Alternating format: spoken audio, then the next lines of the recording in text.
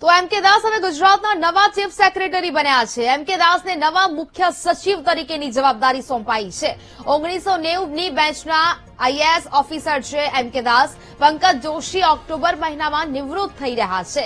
એમ.કે. દાસ મુખ્યમંત્રી કાર્યાલયમાં અધિક મુખ્ય સચિવ તરીકે જવાબદારી નિભાવી રહ્યા છે અને હવે આ જવાબદારી તેમને સોંપવામાં આવી છે. ગુજરાતના નવા ચીફ સેક્રેટરી તરીકે તેમને જવાબદારી સોંપવામાં આવી છે. પંકજ જોશી ઓક્ટોબરમાં નિવૃત્ત થઈ રહ્યા છે અને હવે એમ.કે. દાસ નવા ચીફ સેક્રેટરી તરીકેની જવાબદારી છે તે નિભાવશે. મહત્વપૂર્ણ સમાચાર મળી રહ્યા છે. એમ.કે. દાસ ગુજરાતના નવા ચીફ સેક્રેટરી બન્યા છે. તેમને આ જવાબદારી સોંપવામાં આવી છે.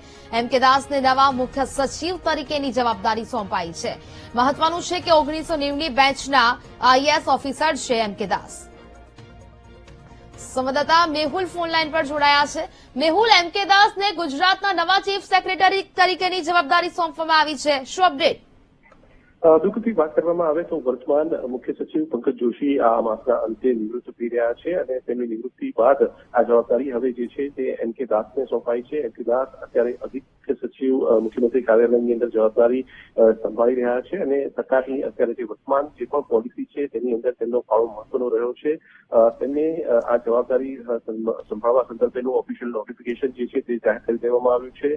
લાંબા સમયથી તેઓ જે છે તે મુખ્યમંત્રી કાર્યાલયમાં જવાબદારી જે છે તે સંભાળી રહ્યા છે. આ પહેલા મુખ્યમંત્રી વિજય રૂપાણી જે તત્કાલીન મુખ્યમંત્રી હતા તેમના સરકારમાં પણ અગ્ર સચિવ તરીકે તેઓ જે છે તે જવાબદારી મુખ્યમંત્રી કાર્યાલયમાં સંભાળતા હતા. ત્યારબાદ ટ્રાન્સપોર્ટ સહિતના અલગ અલગ જે મહત્વના જે હોદ્દાઓ છે તેની અંદર જે વિભાગો છે તેમની જવાબદારી તેમણે સંભાળી છે.